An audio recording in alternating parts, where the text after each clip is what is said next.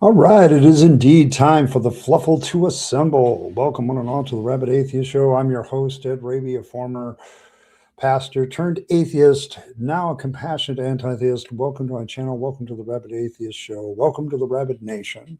Whether you are a paid-for citizen or whether you are just a tourist who's subscribed, or whether or not you are just somebody looking across the border and wondering whether or not to emigrate into such a wonderful nation as the Rabid Nation, welcome one and all. Welcome to the Rabid Atheist Show. And today we're going to take a look at some of the recent videos J. Warner Wallace has been producing about the resurrection. So thanks for that, for being here. Thanks for being here. I'm a little distracted. I too, I'm a little touched by Dolly's death.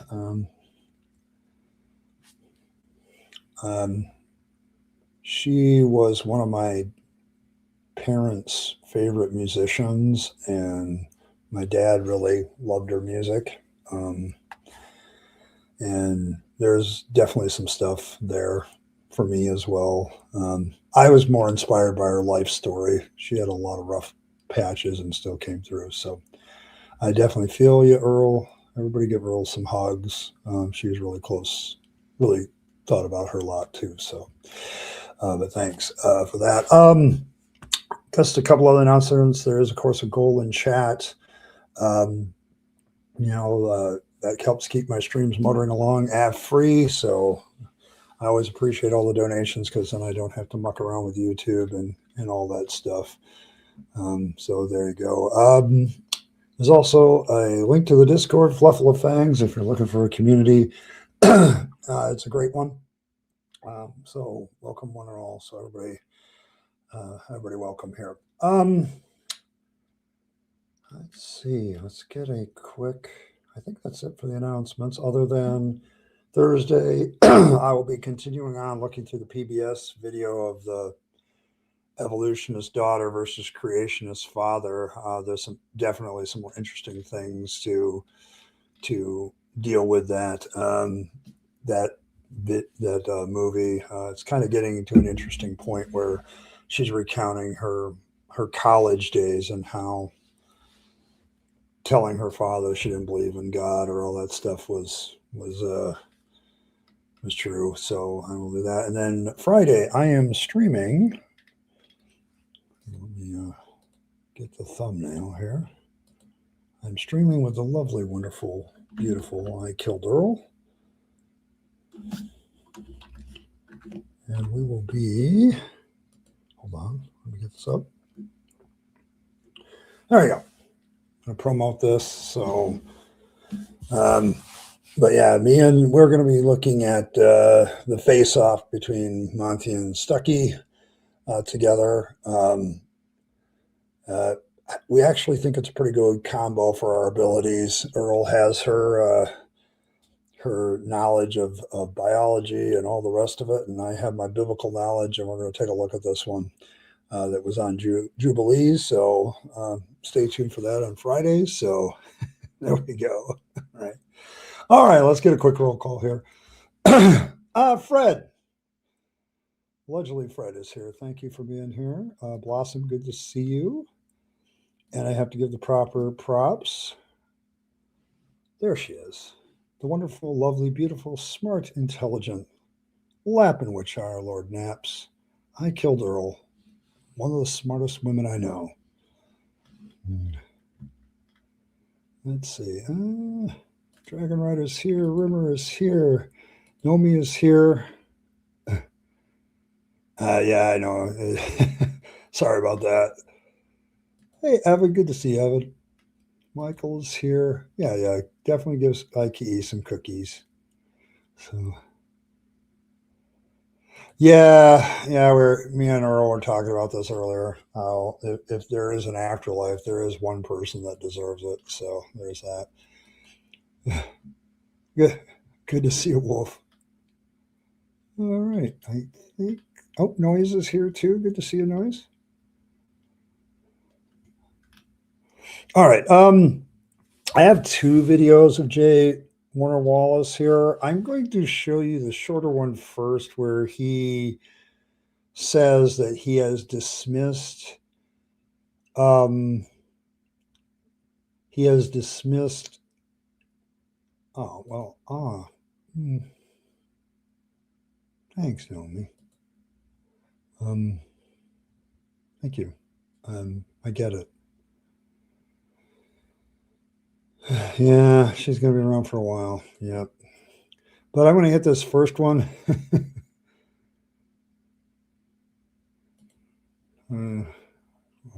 Paradise one just ended. Oh no.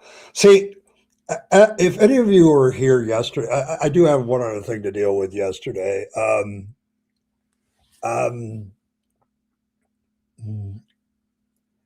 well, a couple of things, but yes, like if you haven't, I do a lot of like live reactions to these apologists, and I don't.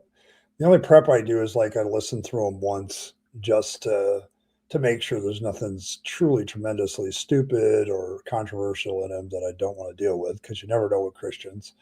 Um, and so I do that so I make sure everything's clean. And yesterday we had a little bit of an incident where some guy came in and said something that most of us consider truly, truly reprehensible. And I just want to thank my mods.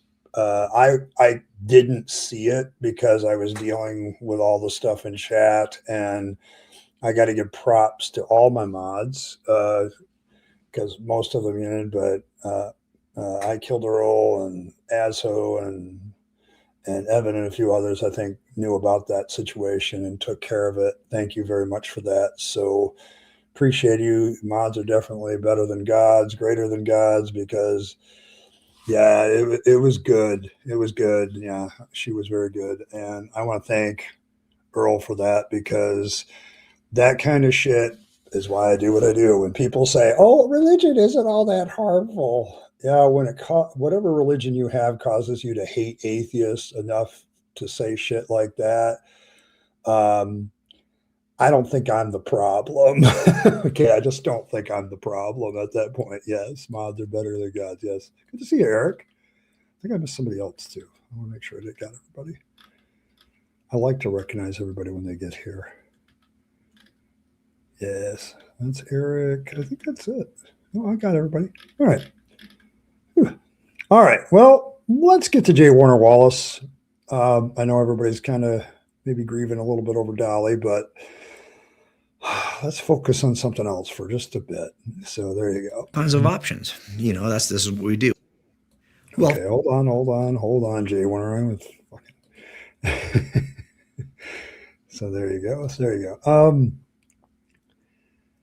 All right. Now, J. Warner Wallace this video is entitled, I believe, I looked at all the atheist theories or whatever about the resurrection and dismissed them all. So J. Warner Wallace is going to try to tell us why he dismissed all of us naturalistic theories. I have another one where he talks about the kind of evidence he uses and his procedures, but we'll stick to the shorter one because I think it's very, very interesting how his mind works. And honestly, if this is how he handles things, somebody needs to go back and look at all his other cases. Well, first of all, anytime you walk into a death scene, there's all kinds of options. This is what we do. We walk into death scenes and we ask ourselves a question based on what the minimal evidence is in the room.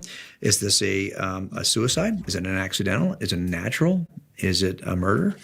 Those are the options. And how you determine which of those options is most reasonable is you simply compare the evidence in the room to the possible explanations for it. Yeah, I'm not going to fault him here. This is kind of if you wanted to give me a basic methodology, this is like, okay, we have the evidence, we start to use the evidence to narrow down our options. That's basic and fair. His eyes are too close together. Okay. Fair.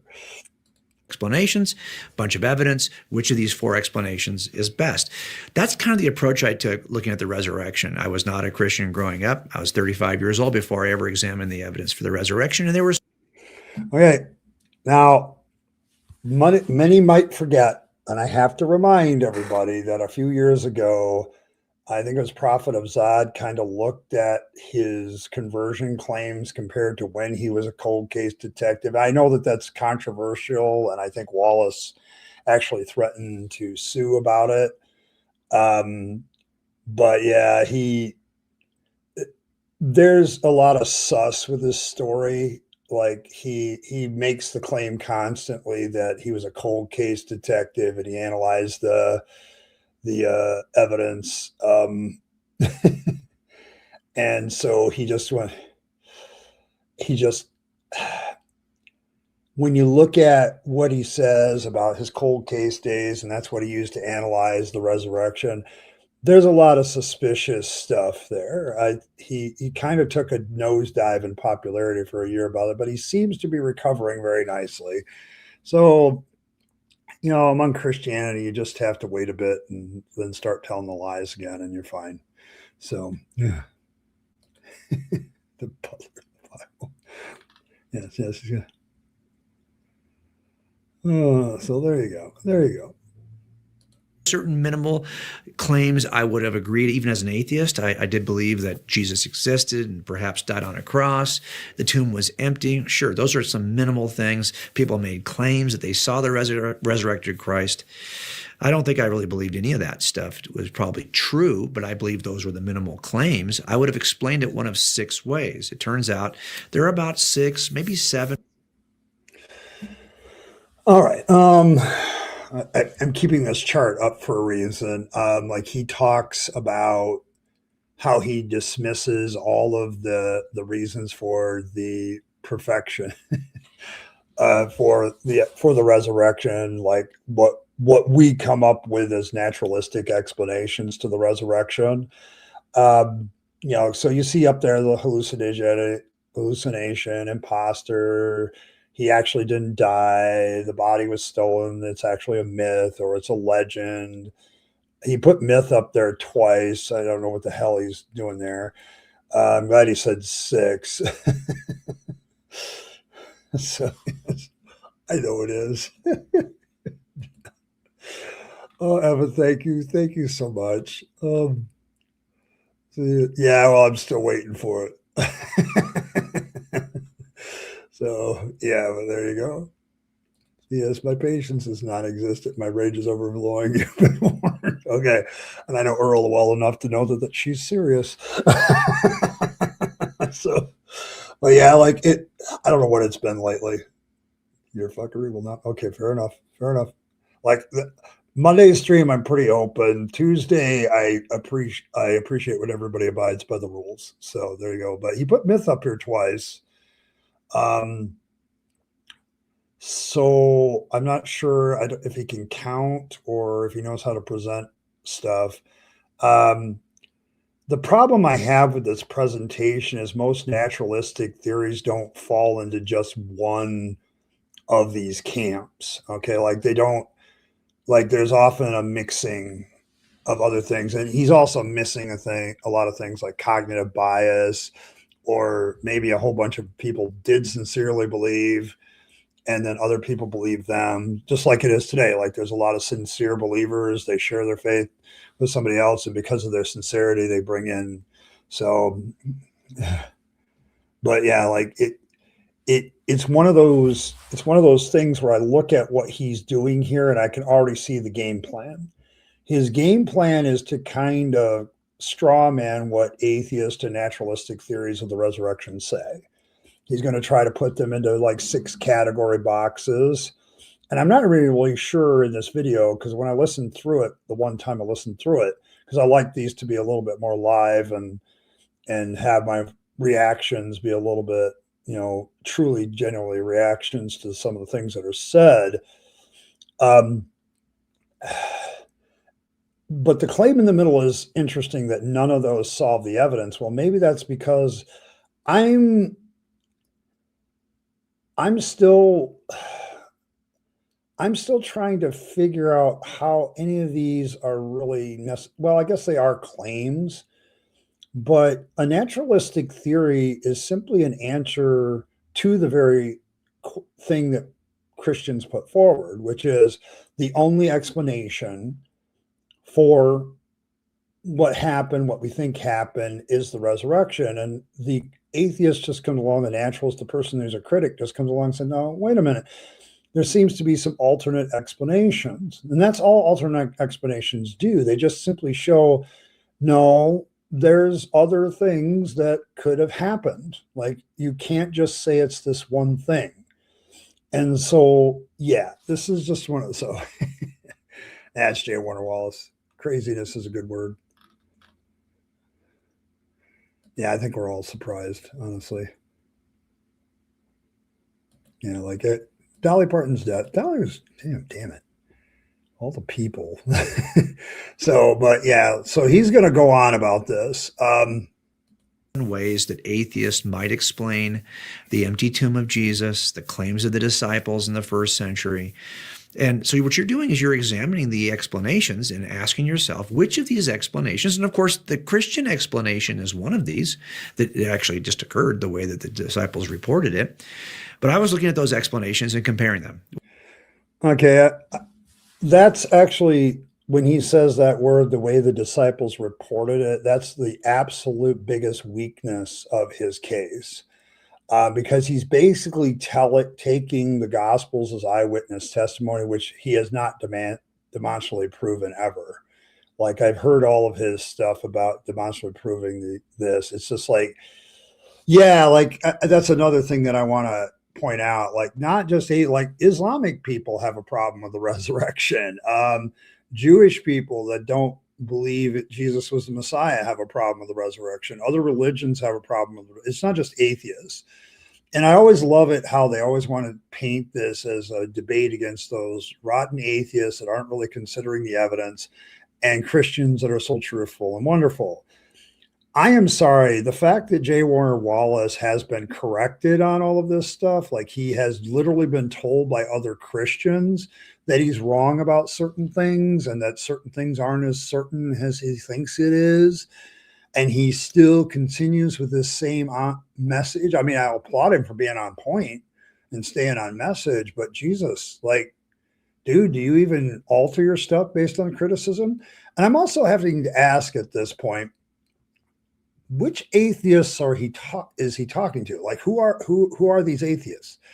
Like, because I'm seeing a lot of straw manning here, because my theory of how the resurrection can be explained naturalistically has many, many layers. Like, and it's all explainable by very naturalistic things about how people, they have their cognitive biases, they have their confirmation bias. You have one, I mean, I think Paul Agea's minimal witness theory is one of the best I've heard in years, where you just need a couple of people that sincerely believe the thing. Like, so I'm not even making the lie argument, but I can make the argument that they were mistaken, that some people just sincerely believe by it. Like, there isn't just one explanation for all the things that happened.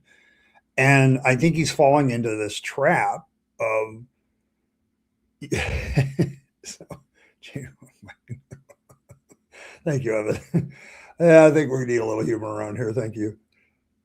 Yeah, well, that's just it too. Like, he doesn't have a proof that the disciples recorded anything either. He's smitten with the idea that the Gospels are the eyewitness testimony, and he even makes a few videos about that.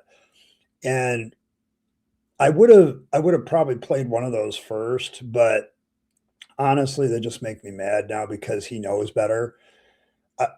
Realistically, the Gospels are hearsay testimony based on information that we don't know where any of the writers got them from. The writers don't identify themselves. It's only tradition that maintains the four Gospels authorship, and that's like 100 and some years later when that first starts. We don't know who they wrote them. We don't know what their sources were. We don't know where they got anything. So to even say that they're anything but hearsay evidence, which would be rejected in court, is just straight up dishonest. And J. Warner Wallace likes to use the quote of him, the clout of him being this former cold case detective, for what, to override, like it's this apologetic manufactured authority. So what that you're a cold case detective? This case is so fucking cold that literally there's no evidence for anything. You don't even have a crime scene or crime scene photos to look at, J. Warner Wallace, and to make the claims that you are making. Yeah. So, yeah, I don't think you want to stay with that one. Yeah. Rain has been mush for days. Yes, it has. All right. But yes. Yes. But I appreciate your musty nonsense. It helps. What are their liabilities? What are their strengths? Every explanation's got strengths. Every explanation's got liabilities. As an atheist, I would have said, well, either they're lying about it, they've imagined it. Maybe he wasn't really dead on the cross. Maybe they thought he was dead, but he wasn't really dead. I had like 6 different explanations that I would go through in my own mind. But I never really stopped to examine what the liabilities for each explanation are. And as I did that, I realized that, there are some liabilities that are really deal killers on those atheist explanations I used to hold. For example, if you thought, well, maybe they just lied about it. Well, I might. Okay. I'm going to be very, very blunt about this one. There are very few atheists that think that if the disciples and Jesus existed, first of all, that's the first, if you actually have a skeptic of any kind that actually believes that Jesus existed, that the disciples were there, I don't know too many people that say that it was a fraud or a lie. People were very superstitious back then. They didn't know a bunch, and so they had all kinds of alternate explanations for things.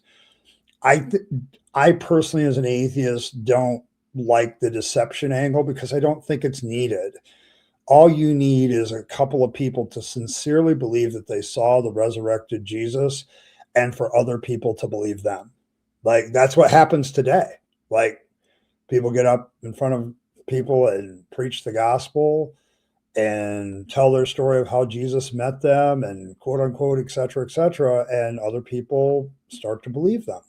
So I don't, I don't get this. Like it doesn't have to, I just don't know too many people that say everybody was lying. Yeah, well, yeah, it is probably of the ones he put up, the lying part is probably the most straw manned one. And that's the one he's going to place his attention on, correct? Yeah, well, yeah, that's probably true too. People are still superstitious, but like everything like seemed to be saying. So yeah. Hey, Triple E. Quick question. Sorry, does theism ever seem to become completely intolerable to listen to, discuss? Very recently, as a non-believer, I've noticed strong annoyance when normally curious. Oh, I get where you're going with the question. I know you're probably typing the rest of it. I ain't gonna lie. I am getting very fucking annoyed with theists at times when they make these like yesterday. Kokol and his friend Amy annoyed the fuck out of me because they're doing everything in their power to avoid giving evidence that God is a just God. They want to special plead him, more special pleading. So they don't have to address the question. They've been doing that for years. They don't want to look into the dark abyss of the true, genuine problem of evil with all of its problems, with all of its emotions. And quite frankly, Amy just kind of pissed me off with her explanations because she was just like avoiding the question entirely. Today, I would search for better apologists than J. Warner Wallace, but very few exist. I personally think that J. Warner Wallace is a shill because he's been corrected on this. Like there's a panel discussion that he was a part of with where one of the Christians pointed out to him that no, the critics are correct about the hearsay part, and he just dismissed it. Like, dude, you got somebody that knows this shit better than you, and you're just dismissing it. Like, this is a genuine Bible scholar that's studied the original text of the Gospels, delved into their history, and you're just like, well, you need to stop saying that to Christians because, that just confuses people. Like, no, yes, honesty always confuses people. So, like almost disgusted, and I enjoy your streams, and I'm typing. I was wondering if that feeling has ever been shared by anyone. I want to be dedicated to the compassionate part of this. Well, honestly, I'm upset about it because, like, it's obvious to me that these apologists are continuing to lie. This one, like, there's a propaganda edge I see. I don't know if anybody else notices, but my poli-sci degree is going off here too a little bit. That he's painting atheists as unreasonable. Like, we're just unreasonable. Like, if you really look at all these naturalistic explanations for the resurrection, well, and you don't see that they all have flaws, well, you're just being dishonest and you're just not being a very smart person. Like, that's propaganda. Like, he's not taking what atheists say seriously because he's already hand waved them away.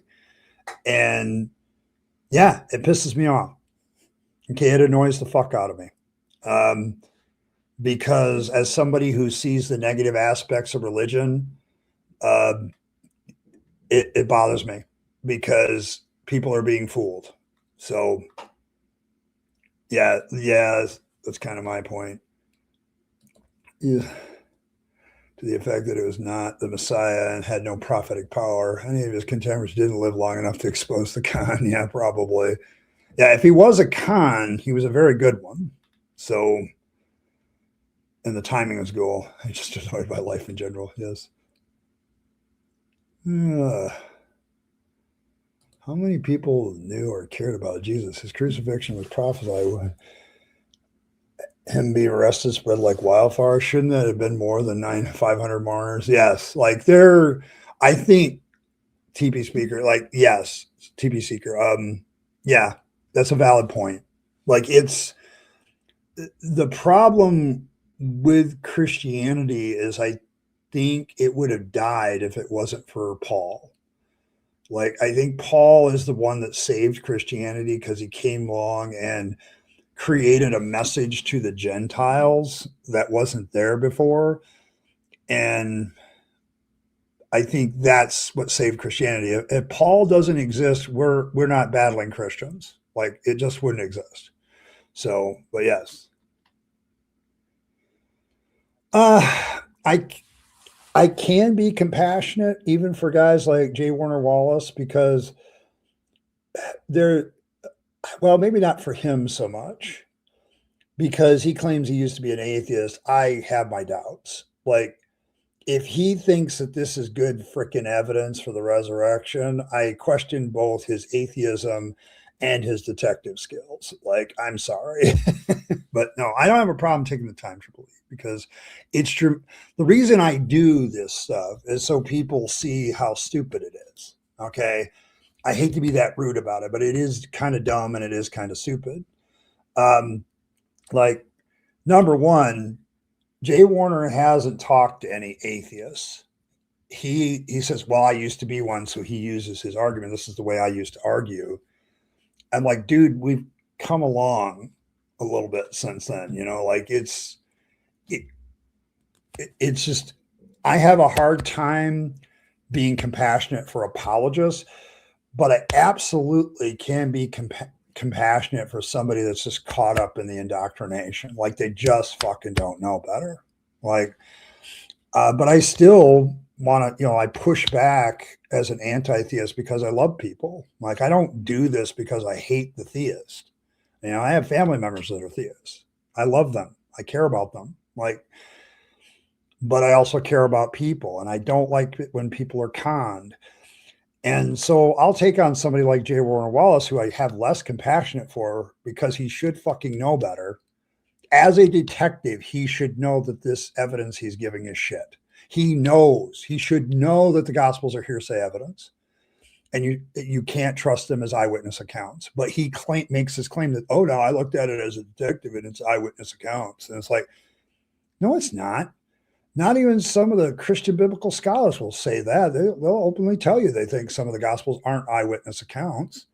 Hell, they practically admit it. Luke practically admits it's not an eyewitness account from him. Like, he's just collecting stories. And so, like, I have a lot more trouble being compassionate for the apologist. Like, I'm sorry, like, William Lane Craig, I think he's become a pompous ass. I'll be frank about it. Like, Michael Jones is too proud, and he lets his ego say shit that his actual knowledge can't cash. Okay, like Habermas, has for years gotten away with a claim that he's never bothered to prove. J. Warner Wallace in front of us, Kokel, has that,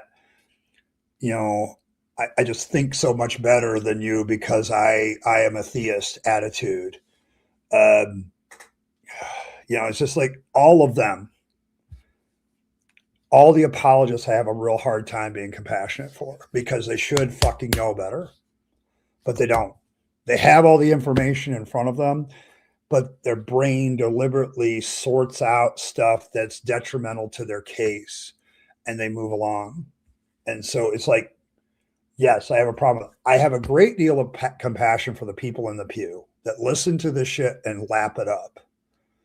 Like, because they don't fucking know better. They've been conned and they're just part of the con. Like, I mean, those people, I kind of do what I do for. I also do it for the young minister that's just getting into the ministry, because even if you don't want to listen to me, that maybe this is all bullshit, at least go get something where you can, go take some technical training, learn how to do something that'll make you money so you can support your family, do something else for a while before you do ministry, if they can listen to that. So, not a problem, Triple E. Yeah, not a single mourner witnessed Jesus being reckoned. Did anyone just throw up their hands, just walk and go about their lives after? I think there might be. Like, I have made the case, TP Seeker, that I think if there were the 12 apostles, I think about 8 or 9 of them must have went back to their jobs because you never hear about them after like Acts 3. And Acts is so, for the Bible tells me so, shit. It's just like, I don't know. It's like there's just a whole bunch of things that just don't make sense. Now, Jay Warner here is ignoring all that. Like, he doesn't even want to deal with real naturalistic explanations. Okay, so yes. David Copperfield. Yeah, Jesus Copperfield. Oh my goodness. Was an atheist. Okay, let's see. Hold on. Problem is, if JWW was an atheist, he didn't consider any arguments while he was, and he just told us that. Yeah, I believe that. So, yeah, if it wasn't for Paul, we might be arguing about Mithras.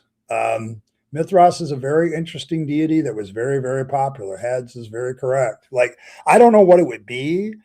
I think probably what would have happened is you would have had a lot of different forms of paganism across, Western Europe still existed. Without Christianity, a whole bunch of the shit that happens in European history doesn't happen at all. Like, the amount of effect that has. So,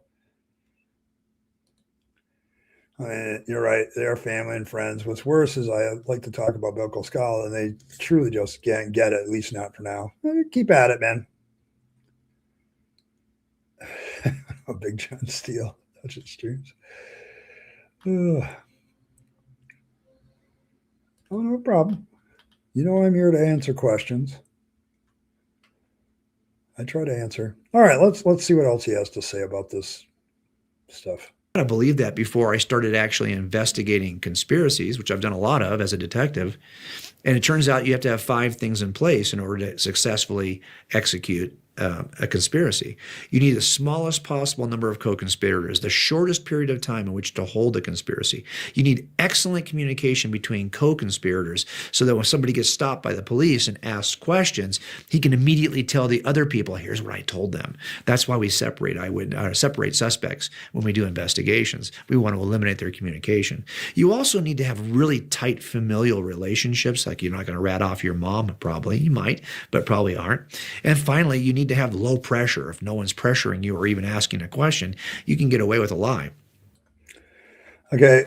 I zipped through all of that because the lie theory is probably the least used naturalistic theory there is. Like, it's interesting that he's bringing out all these things that are required for conspiracy. Yeah, I can buy a lot of that. The problem is this particular theory of the resurrection isn't very popular at all. At least I don't hold to it. I don't think people, if the apostles and Jesus and all that exist when you read the story, let's say I chose to treat the story as somewhat true. Um, you don't need a lie or deception. Sorry, I'm a former Pentecostal, and I've told this story several times before, but I think it bears repeating. I had a woman come up to get prayed for her headache once, and she's like, I had a terrible headache. Could you pray for me? The next day the headache went away, and she was telling all her friends how people prayed for her, and her terrible migraine headache went away. By the time that story got back to me the next week, like, she had brain cancer and she had got healed from her cancer, and like the embellishment within a week was amazing, but it also shows the power of preloaded bias. If you believe in miracles, people just believed her because she was a trustworthy person and she was very sincerely believed that God had healed her. And if you have the cognitive biases in place to believe that, yeah, this isn't hard.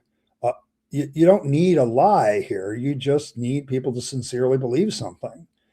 And then, I think Christianity was that way. I think there's a lot of sincerity at the start where people sincerely believe stuff. Later on, some people got a hold of that and said, hey, we could really use this religion to make a buck. Like, so is, yeah, not being out about, yeah, like I would argue that maybe there's a conspiracy among apologists to avoid that stuff. And you would be naked howling in the moon. Oh yeah, like, paganism, like if we look at what was hanging around before Christianity came along and that was allowed to continue, yeah, like it'd be I don't know if we'd still believe it, but because of all the things we've discovered over the years, who knows? Maybe if you don't have the flipping dark ages, we'd have gotten to some more advanced shit a little bit quicker, but naked howling at the moon, yeah, that's what a lot of them did. And Christianity took all the fun out of things. Let's just be real. Yeah, and that's the thing. You make the final point for me. There are very few people, very few atheists that propose a conspiracy theory. Like, of course, he's going after the one that has the least support, because it's easily the one to poke holes in. You believe Fangs will take away your pain? He will. Here, hold on. Just quickly. Here we go. There you go. See, there we go. Isn't that neat? Baby Fangs. There you go. All right. Not long enough? There we go.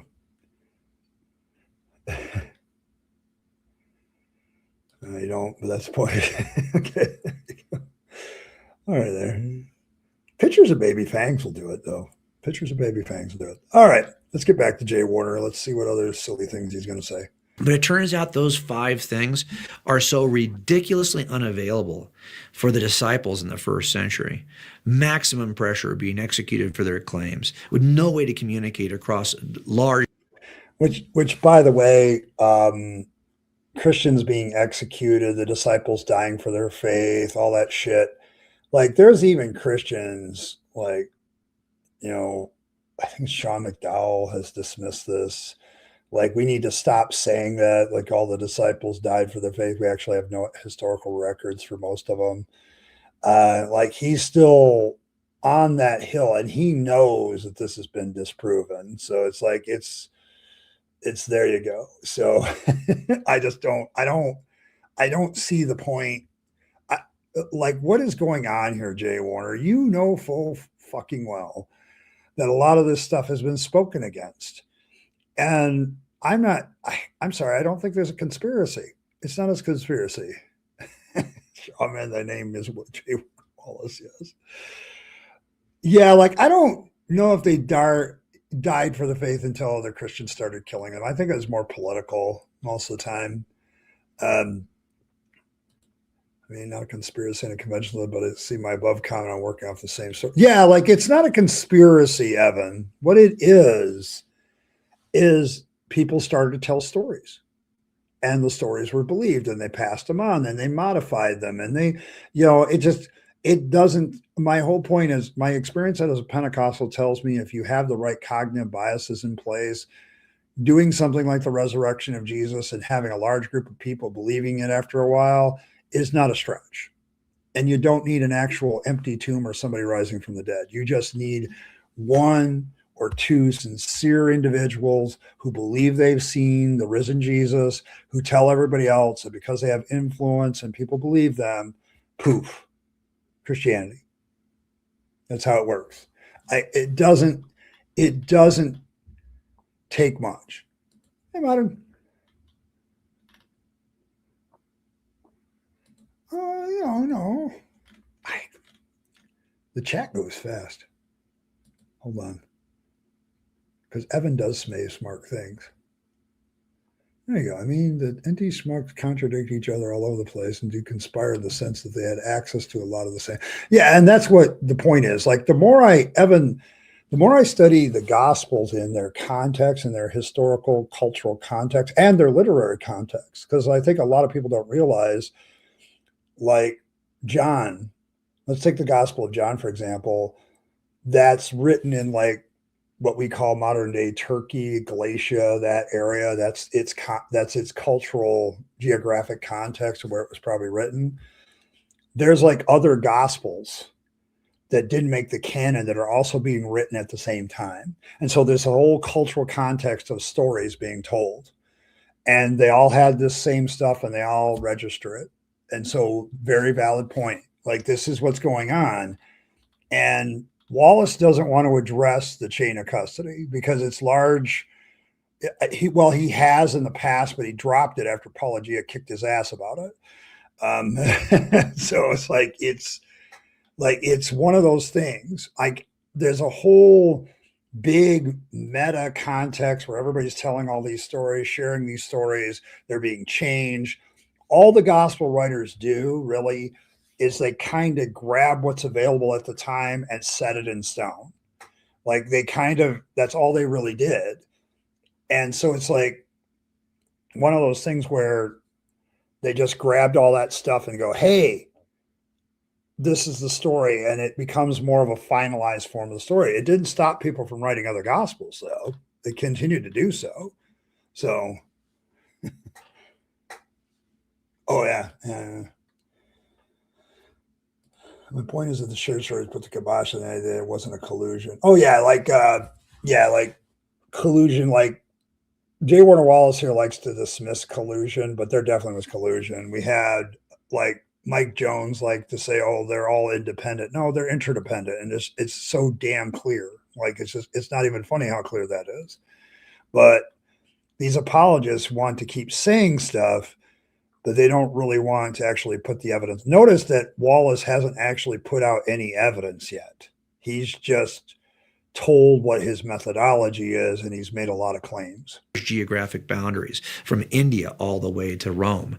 No way to be able to communicate with each other. Way too many people. Paul says there were 500 plus people who have seen the risen Christ on the same day. And he writes this in 1 Corinthians 15.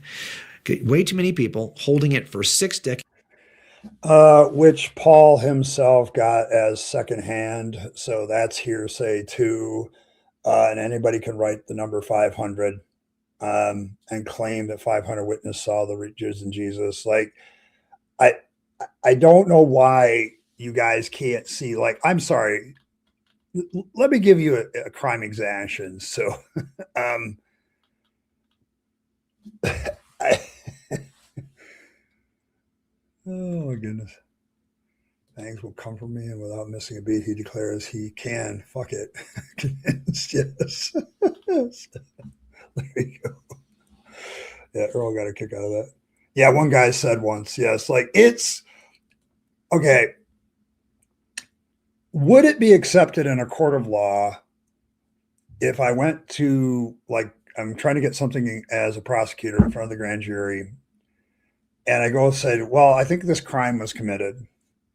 Okay, what evidence do you have? Well, I heard from other people that 500 people saw this crime. Is that, well, what else? Do we have any of their names? No. Who are they? No. What was the situation? Do we have any kind of other evidence? No. Don't you believe me? 500 people said that they saw this crime. How quickly would you fucking get laughed out of court? The judge would look at you and go, are you a fucking idiot? Oh, absolutely. He misrepresents the Gospels so bad. Like, he doesn't listen to even Christian scholarship on the Gospels. It's hilarious what J. Wallace does, all to keep the show going. Like, he never actually really addresses the objections, and he's not doing it here. Like, he's just not doing it here either. Let's see. I can't remember if he addresses something else. Decades holding it way too long without any way to communicate with each other, and with very few, and there are some family members or some brothers in that disciple set, but in the 500, why would Matthew care what? He's not related to anybody. He comes in late as Levi. Why would he care what Peter says? He's not beholden to Peter. Irrelevant. Like, objection, irrelevance, Your Honor. Like, I don't care. Like, the issue with eyewitness testimonies is, can it be corroborated? And do we have, like Wallace knows this as a detective, that the most, and I think he's even talked about it before. Like, when you hit to a crime scene and you have eyewitnesses, the most important thing you can do is separate them as quickly as possible and get their accounts.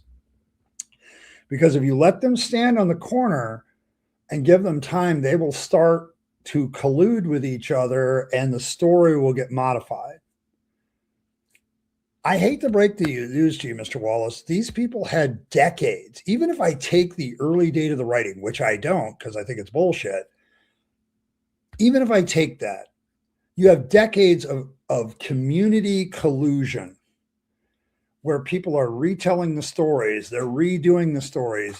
It's like, dude, you know full well that this is bullshit.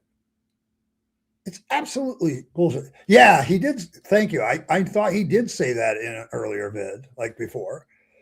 But it's like, you know this, Mr. Wallace. And yet yeah, it's objection. Yes. Well, yeah, I do have to shop around for judges, but like, if we have an honest one, we'll postulate an honest judge, TPC. Yeah, the Peter, there must be a hidden joke there. Yes. But yeah, like, he knows this. This is why I know J. Warner Wallace is a shill. His origin story is sus, and he continues to do this bullshit that just doesn't work. And if you're being pressured and tortured, aren't you going to change your story? So look, there's no evidence that anybody was pressured and tortured for their testimony about Jesus. None whatsoever that I know of. This way. Is it possible they lied? Well, anything is possible, but that's not the standard of proof in a jury trial. It's beyond a reasonable doubt. Yes, and the collusion happens even when there isn't intended people just trying to figure out what happened, but end up just making it up as they go. Yes, like, that's another reason to get the witnesses. Like, this is why eyewitness testimony sucks. Like, it's just because even when people don't intend to collude, they people reinterpret their memories and can do so very, very quickly. Like, it's why we like to have cameras on shit. It's why we like to have recording devices recording a crime, because it really gets rid of all the bullshit, right? It's why, a whole bunch of other things happens, because eyewitness testimony just doesn't work. Now, as far as reasonable doubt, you're kind of straw manning one of the easiest objections to get rid of, Wallace, and you're not dealing with some of the other ones, like they were mistaken. I know that you apologists still like to talk about group hallucinations just aren't real, but it's like nobody's really postulating a group hallucination anymore. So, hey, thanks, Ron. Oh, who got that? Hey, Petite, welcome, citizen. Welcome, citizen. There you go. There you go. But thanks, Ron. Appreciate it. Yeah, always can use more citizens in the Rabbit Nation. So thank you very much. So, but yeah, like he's trying to say, well, there's a reasonable doubt about that. Yeah, no shit.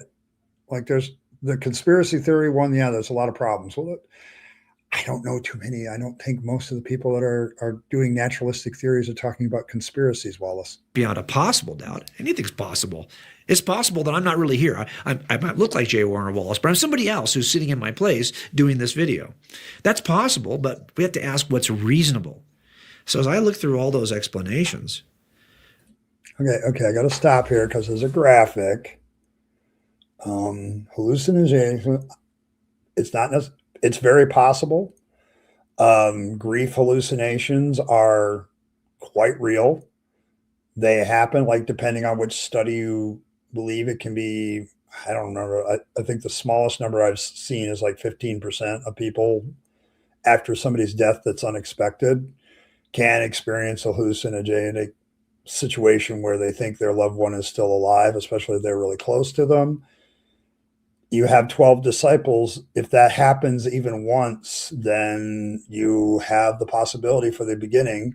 Imposter, I don't know. Like, he could have been and still have the hallucinogenic experience. Like, I don't know if those two are related. Stolen body. Apparently, there was a story going around in the early days. It's quite possible. I don't think so. I think if Jesus was buried, he was buried in a mass grave, and you just wouldn't have been able to recover the body, period, after a few days. So, I don't know, conspiracy. Like, he's put up all the ones that I just don't think are real. So I just don't think they're real. But so, yeah, definitely hit a good one there. But yeah. So, where's John the Baptist at? Yeah, he's dead.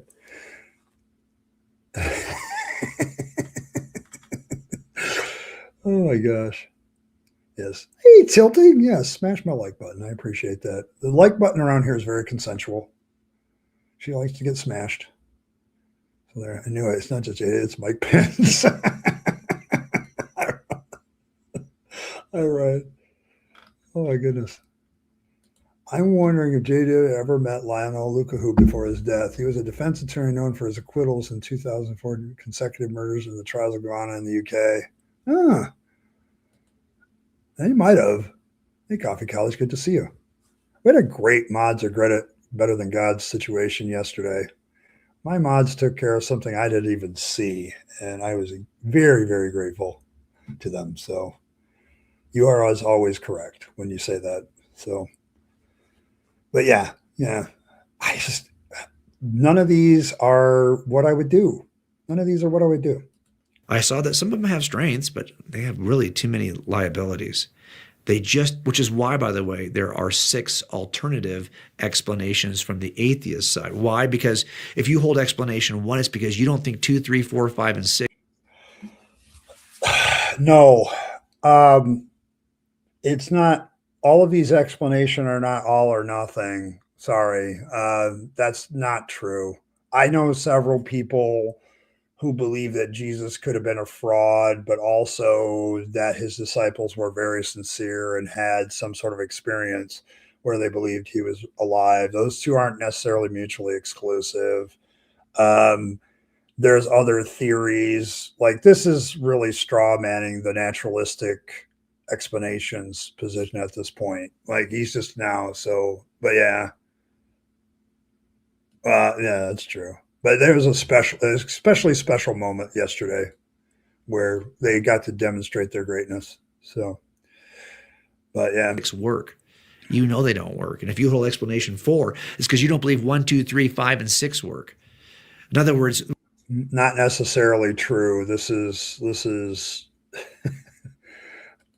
well, he's been destroyed. I'm just having fun jumping up and down on top of it. But so we have so many explanations because none of them work. Now, the other alternative is that it actually just occurred the way that the disciples said it did. But here's the liability of that explanation. That would require a supernatural event to really occur, a resurrection. But I already believed as an atheist that the universe leapt into existence from nothing. That's what's called.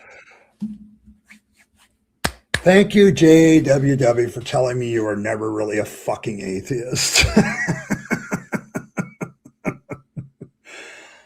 If you were an atheist that believes everything came from nothing, that is such an apologist trope that it almost makes me ill that you used it. I do not believe that the universe came from nothing. No. Thank you for letting me know that you were never an atheist. Thanks for that. I appreciate that so much. Oh, singing Not Dead Yet song. Continue to jump on him. Yes. It's that old meme from The Symptoms. Stop it. He's already dead. So, like, yes. Hey, back. Oh my gosh. Yeah, he doesn't seem to realize that there could be several explanations that work and are appealing. Like some of them aren't contradictory with each other even. Like I think the best example I already used was, yeah, Jesus could have been a fraud and the disciples sincerely believed the fraud. Like that's not mutually exclusive. That's not separate. That's not any of that shit. Like I don't know. Yeah, like, the common belief of most cosmologists is that the universe has always existed. Yeah, that's kind of the way it is. So, all right, let's see how I want some fluffle time at the end of this because of certain things. So, but yeah, I think we're almost done with this video. So the standard cosmological model amongst astrophysicists, but that means that the cause of just for the record, no, it's not. The universe has to be outside of space, time, and matter, the very thing it creates. So if you believe there's a cause outside of time that is powerful enough to create the entire universe from nothing, why would you get hung up over the small potato miracles that are described in the New Testament? And when I realized I was doing that, I simply let go of a bias that I held against miracles, against the supernatural. And then it turned out that the resurrection, as described by the disciples, was, after all, the most reasonable explanation. Yeah. Well, first of all, anytime you... I would also point out at this point that with any of the other ones, like he only did a moron. Yeah, probably. I keep using that word. Like I don't think he realizes how done he is. Like people still invite him to churches to speak. It's really sad with these apologists because when you have a bunch of people that sincerely believe, you can get invited to anything if you'll reinforce their beliefs.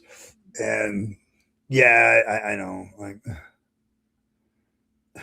it's never been the truth. Ed knows I was born a Yiddish. He can just do this. He flops. I'm sorry, Evan.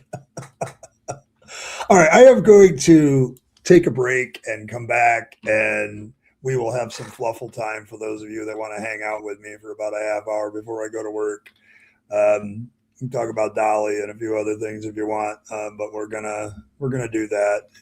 In the meantime, while I'm taking my break, hold on, I am going to play this wonderful video by IKE as a intermission, and I will be back in 2 minutes.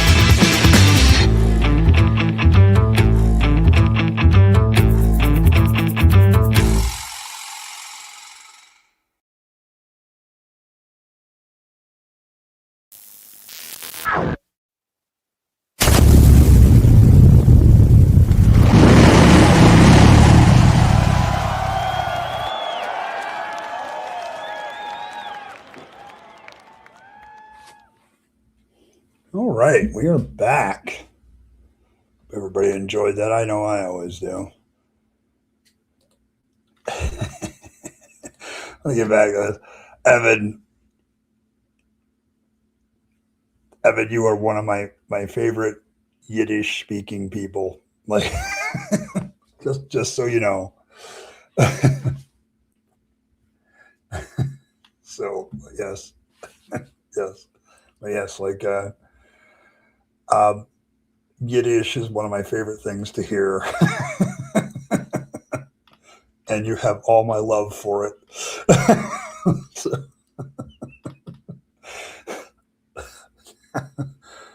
yeah, I think Wallace. See you later, Wolf. Good to see you, man. Yes, no, his beliefs bother me less than his bad arguments. Yeah, yeah, yeah, yeah. Dolly. I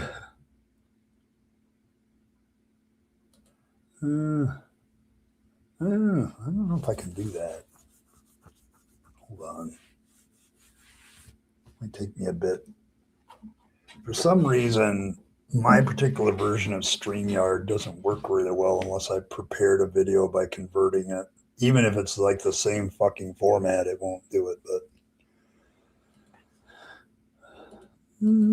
But yeah, I also might. Well, I'm not like going for ad revenue anymore. So I don't know. Maybe I think tomorrow. How about this? How about if I put the tribute to Dolly off till tomorrow, and then so there you go. So there you go. Oh, you own them both? All right. There you go. But yeah, I think tomorrow what we'll do for Fluffle time after about an hour, we'll play some Dolly and we can all reminisce. So you wish you knew more Yiddish?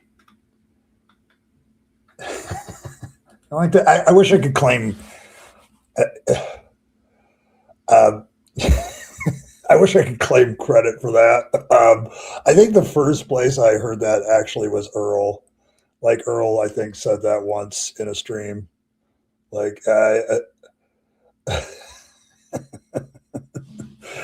like she was the one that said, "Yeah, don't worry about the like button. She likes to be smashed." So so smash her away, and make sure if you don't like my stuff, smash the dislike button twice. She's even she's even worse. That's my contribution. Yes, yeah, I think that's the way it is. It was a true story, but yeah.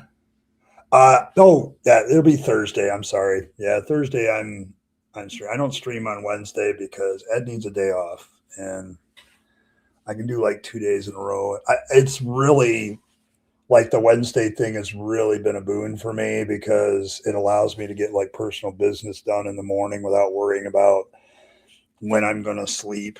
Like tomorrow, I got to get my car in to get the tires looked at and all that jazz. They need to be rotated and balanced and all that jazz. And then I've got to make an appointment because both my front blinkers decided to go out a week ago. I don't know if it's electrical, so that there's that. Yeah, it allows me to do a lot of things and get my sleep. So sure.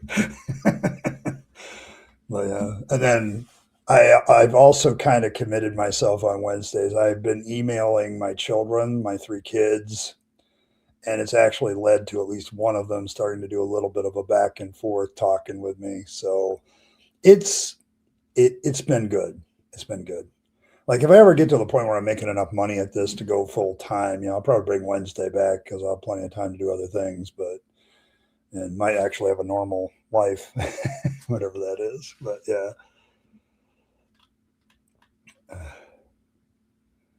So, oh, good. Yeah. Yeah. Yeah. I was surprised. Like, I kind of figured this particular child of mine would be the one to write back. My oldest. He's also named after me. And we're both named after my grandfather. So, um, there. Make you Evan, I'm taking care of myself. all because I know I don't want to face the wrath of Evan. I just, I don't know. I don't want to face that, Evan. I thank you. Thank you. Like, I appreciate everybody's concern for my mental and otherwise health. Like, it's just, it's just like, but don't drive. I will get us both in trouble. Yes. Okay. But yes, I am trying to take care of my physical health very, very much so. So, and it's because of a lot of you in the Fluffle are concerned about me genuinely, and I appreciate that.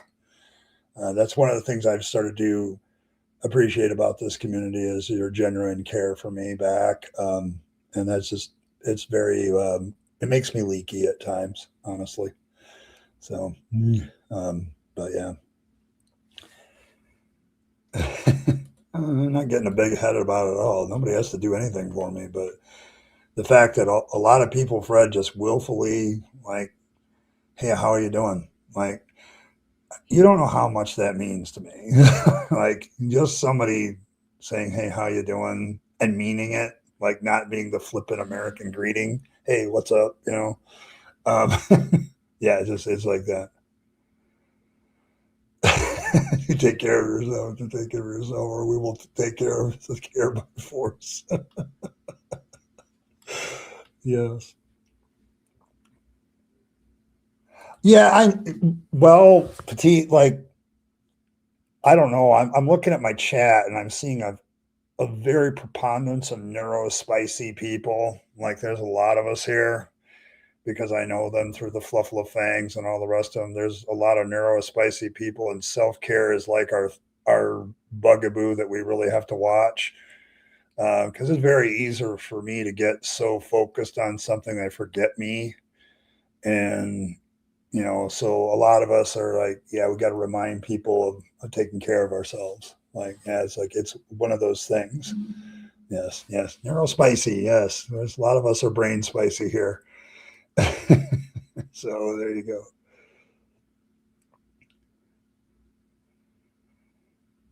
Oh yeah, oh, I mean, that's listen.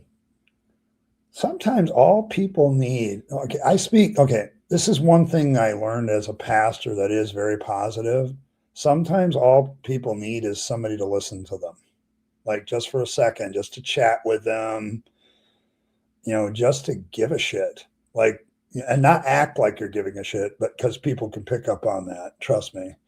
But when you genuinely show you give a shit just by being there, that is worth $1 million, $1 million. Like, it's like for a lot of people, that's all they need. Like, they just need somebody to listen, and let them talk it out and get them a hug or a virtual hug in our case, and let them know that they're okay. Like, it's a community. This is, I'm so glad that this community has developed that way because I would be very upset it didn't. Yeah, it's like, yeah, it's good vibes. Yeah, good vibes. I'm not much for the vibes and lies of the apologist, but I'll take the good vibes of all the rest of it. Yeah, we're a pack of weirdos in the best possible way. Your brain weird. Yeah, well, it happens. It happens. Like, I think a lot of us neurospicy, like, as an autistic person, YouTube appeals to me.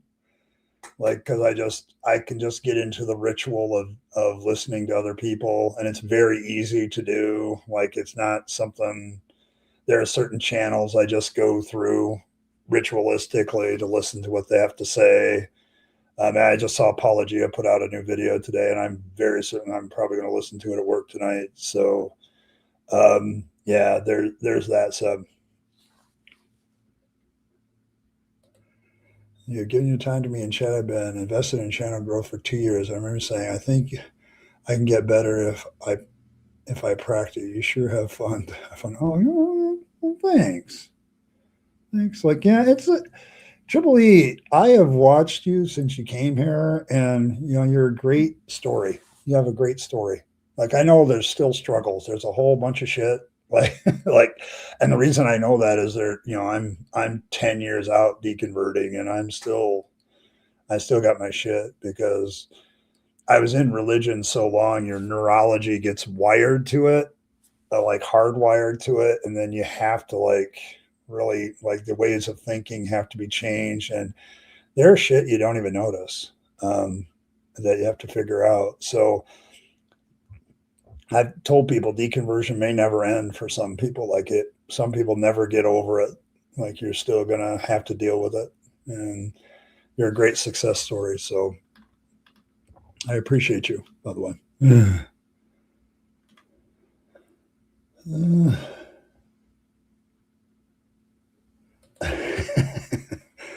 uh, Rue is cooler than Earl.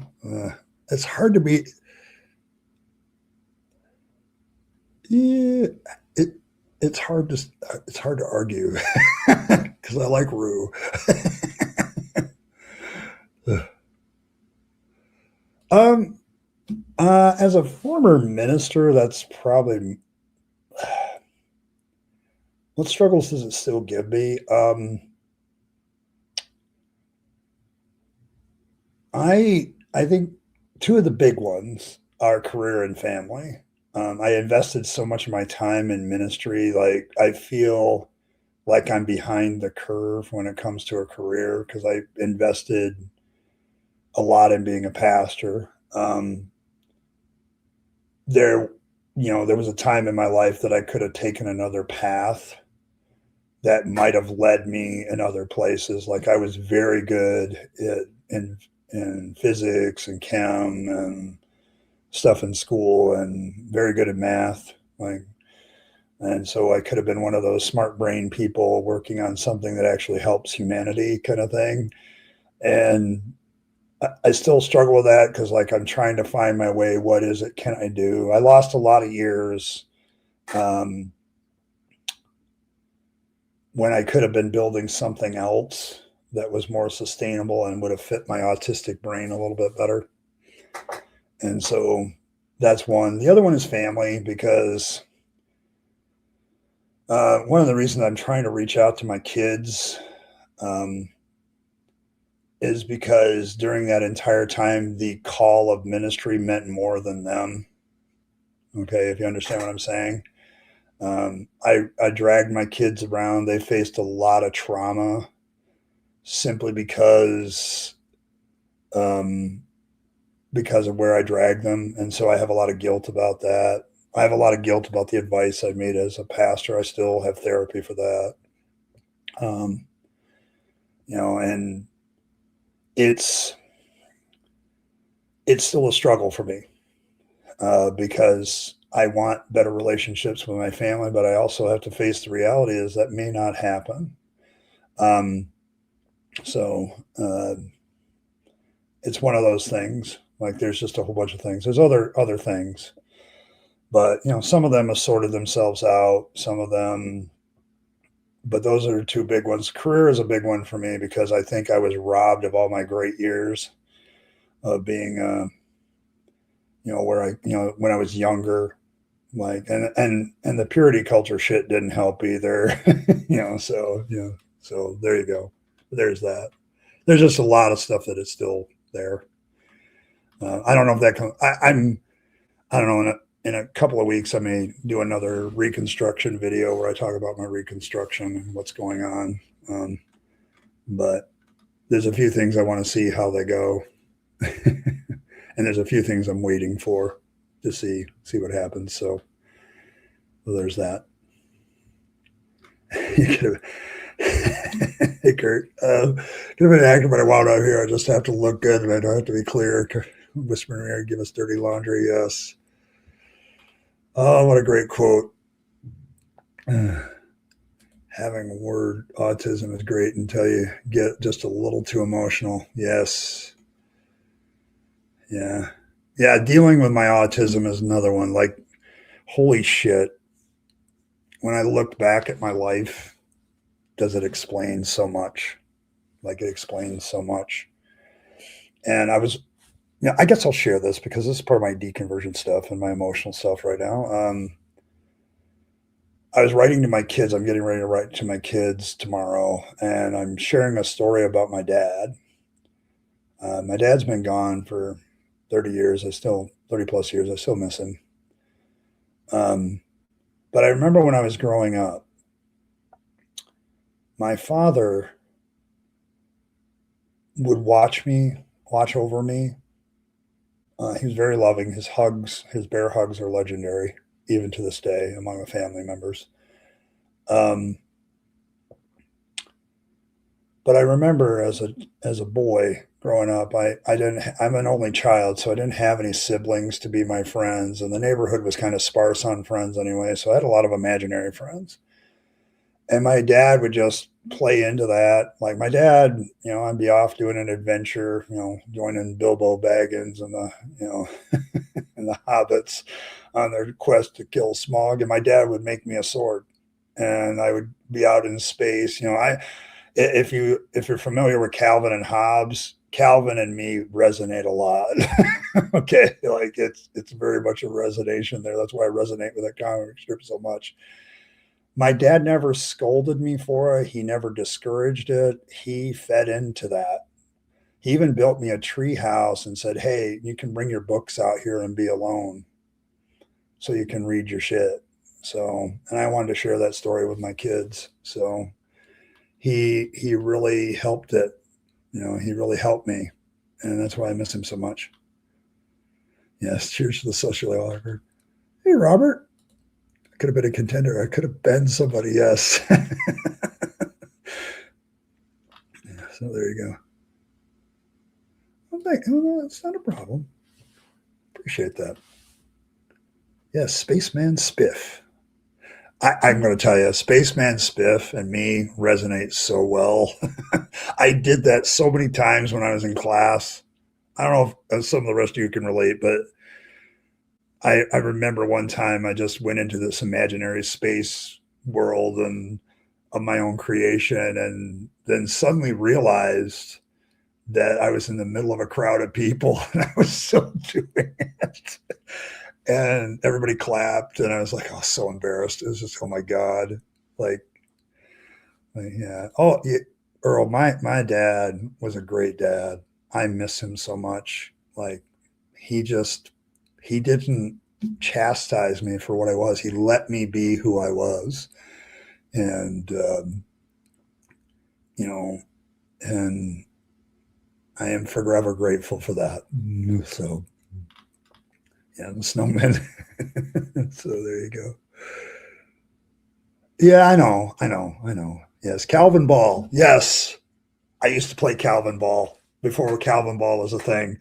Like I tell you guys, if you want to understand my childhood, just read Calvin and Hobbes. I probably wasn't as mischievous as Calvin, but like I didn't like to get in trouble, but I definitely had the imagination. I definitely like created a box into a time machine. I did all that shit. Okay, like I did, when it would snow, I'd be out there doing the snow forts and all that stuff. Like my imagination ran wild, and my dad let it. Like it was just so great. So, but yeah, it's a new incident. But yeah, it's like yeah, it's a really deep story. I appreciate it. To re-listen to that story to fully understand it. The people who try to speak my language are the most important to me. Yeah, yeah. Like for my dad, he just accepted me for who I was.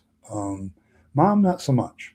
That's probably why me and mom didn't get along so well sometimes, but and still don't. Like so, but dad always accepted me for who I was. He didn't try to make me into something else. And I remember he saw some parts at work, like there was a handle to like a pressure washer or something, and this little thing, and he turned it into a space ray gun for me. Like every time, like I must have had 7 or 8 wooden swords that he made for me for when I was off on my adventures. And like, it was just, I miss him. So, oh yeah, it is. Like, I like to hang out.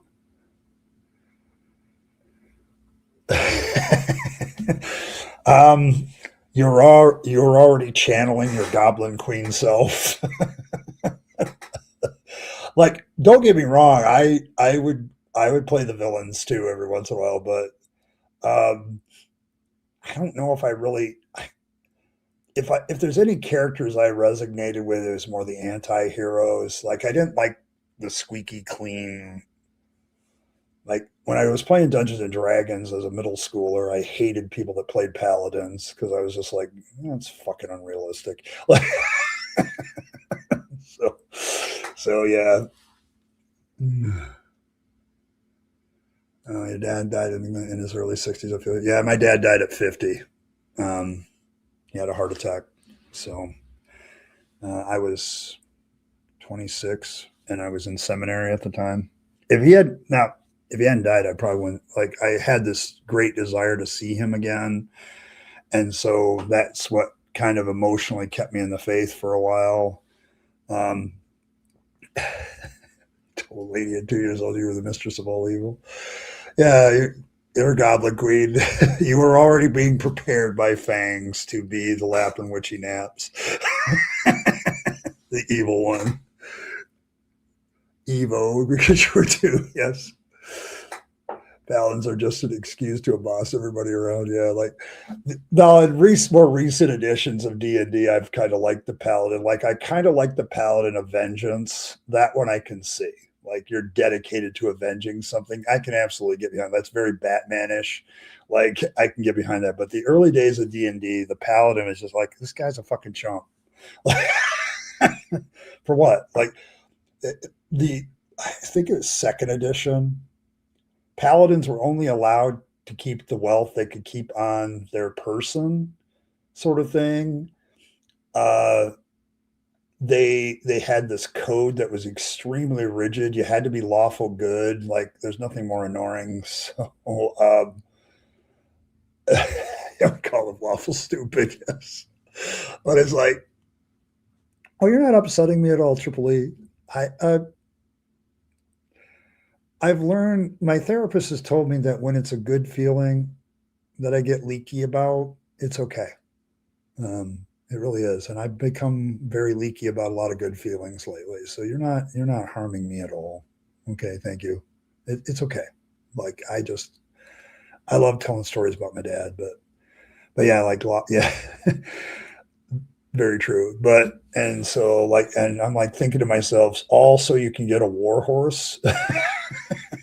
And a few magical powers that aren't even like full clerical level. Like, come on, man. So yeah, the Paladin of Hoarding. You played second edition? Okay, good. Yeah. Like, I played first edition briefly. That's how I got introduced to D&D, but that's a different world altogether. Like, I got like fifth edition on my shelf here. I played 3.5 with friends. So Paladin 2. Oh, yeah. If you're going to be like self righteous bullshit, Kurt, sure. Like, let's go. Like, let's, if you're going to be self righteous and take over the world and be an asshole, there you go. Yeah, we had enough of JWW, Michael. I'm done. If you're sympathetic for Nimrod, if you squint at the story, all he wanted to do is keep his home and community from being scattered. That's the most human character in me. He's all I've ever needed. Yep.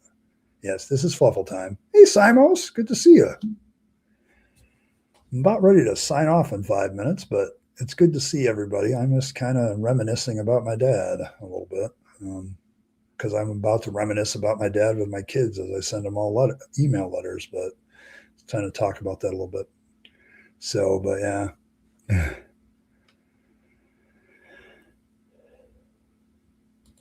The one campaign might ever been first edition. DM didn't like the change. Yeah, the like first editions. One of the big things is, like, I think as I recall, like in that one, poison is like instant death. There was no like damage over time or way to cure it or anything. There was several other things about first edition that were kind of like, yeah, it's unrealistic. And second edition kind of changed all that. I really wish I had all my second edition books. I had everything, like every fucking thing. And I had one of those moments of of people guilt tripping me to the point that I literally gave it all away. So, oh yeah, what a great read! I love the Monster Manual. It's a great one. Oh, you did? Cool. The original D&D first. Outstanding. Hey, it's Professor Hizzle. Oh, it's okay, Triple E. You're not hogging anything. Yes, or get another girl. Yes. Yes. I mean, it is for a boy named Sue, yes. Or a girl named Earl, yes. No, it's not easy for either one of you. Hand typed by Gary? Oh, Simos, I'm so jealous. Like, I remember my first D&D campaign. I was like early middle school, and we played first edition, I think, the first time, and then we got into second, and loved it. When I really think about any social occasion that I really had a good time with as an autistic person, it always gets back to D&D. Like, it's always a D&D session. So, like, when all my friends were around when I was in my 20s, we used to play 3.5, and it was just, we had such a blast. And, it's just good stuff. Hazel. Oh, third edition came in when you were in college? Yeah. It's been a while? Yeah. Advanced Dungeons and Dragons. Yeah. See, I love that stuff. I've always been inspired that way. When I write fiction, it's usually fantasy. So, I don't know, not right now. I don't know. The way my schedule works, it just doesn't allow for it. Like, I just can't, when I do get to my weekend, there's other things that take my attention. It's unfortunate. Like, I have to conclude that adulting it was a shit decision. Like, it was a bad move on my part. Becoming an adult.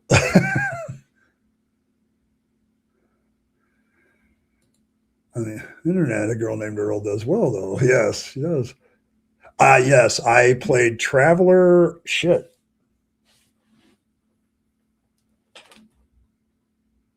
Yeah, I have Mega Traveler too.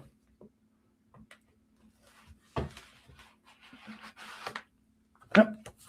Yeah. But yeah, I have a lot of the stuff from that era. I still have a lot of my RPGs. So, but yeah, Traveler. So, but yeah, I still have a lot of that stuff. So, but yeah. And let's see. I have a little bit of Pathfinder, Mega Traveler. I also have like D20 Modern because I occasionally delve into the modern world.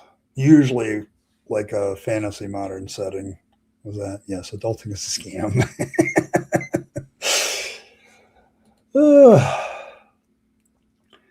The lack of understanding and respect toward autism and fear of pain. People are dying of measles because of lies and fears about autism causing people not to vaccinate. And it's fucking, don't get me started. Don't get me and Earl started. When we get together on that, that's where I met Earl. Was an autism stream that we did together a long time ago. So there you go. But yeah, like the autism thing. Oh my gosh. Yes, adulting is definitely highly overrated. Yes, scrolls. Absolutely no due respect. Okay, yes. My biggest thing with that is the simple fact that we're not getting anywhere with autism right now. Like, it's just stuck. Like, that's my biggest thing. Evidence. Evidence. Unfortunately, I wish I could stay a Christian and answer your question more fully, but I do have to leave. I do have to get ready for work. This has been really good, though. Yeah, you woke up Earl. Earl's very protective of me, just so you know. But yeah, like I'm not your brother anymore. Like I just don't do that. But yes, oh, no problem.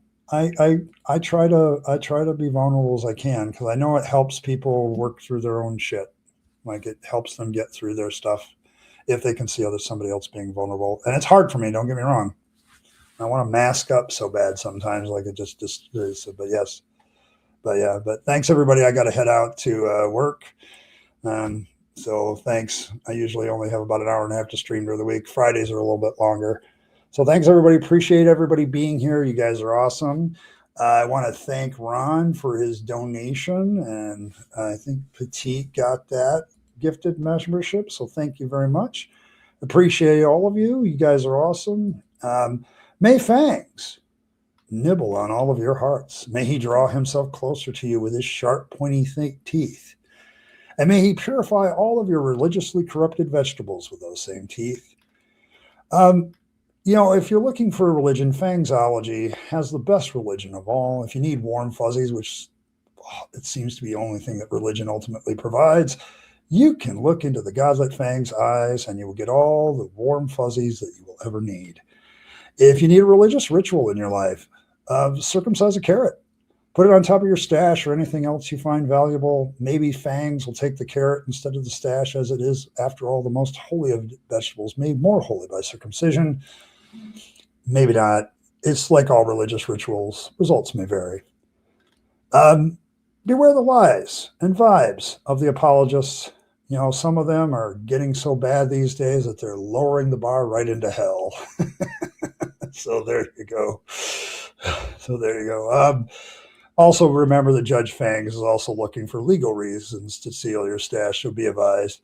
And also be advised that the most dangerous apologists out there, the precept opossum apologist, be very good. Be very, very good.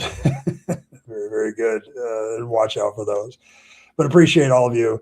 As always, folks, live your best life. You only get one go around, and then it's over. So make sure you take all your time, money, and opportunities and give them to yourself, the people that you love and care for, to make this a better world. You'll be happier if you do. And don't waste them on the trappings of religion and faith, because that's a dead end. I speak from experience. And as always, folks, thanks for stopping by. I'll catch you all tomorrow, or I'll catch you all on Thursday at 7 o'clock, where we'll be looking at evolutionist daughter versus creationist father, part 2. See y'all then.